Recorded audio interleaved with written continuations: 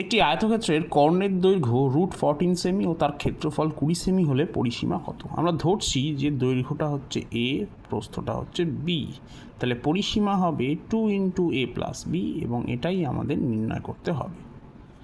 এখন দৈর্ঘ্য a এবং প্রস্থ b ধরার ফলে কর্ণের দৈর্ঘ্যর সূত্র হলো √a² + b², তাহলে এর মানটা হচ্ছে 41 √41, তার মানে a² + b² এর মান হবে 41। আচ্ছা, ক্ষেত্রফল এর সূত্র হলো ab, তাহলে এখানে ab এর মান দেওয়া আছে 20। আমরা প্রথমে বার করব a + b² এবার প্রশ্ন উঠতে পারে কেন আমরা এটা বার করব? কারণ আমরা জানি যে a + b² এর মান হলো a² + b² + 2ab।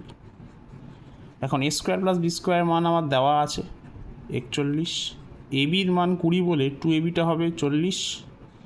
ঠিক আছে, ঠিক এই কারণের জন্যই আমরা a + b² বার করলাম, যাতে আমরা এটা এবং এটার মানটা বসাতে পারি। তো এখানটা আসছে 81, তার মানে a + b এর মান হবে √81, তার মানে 9।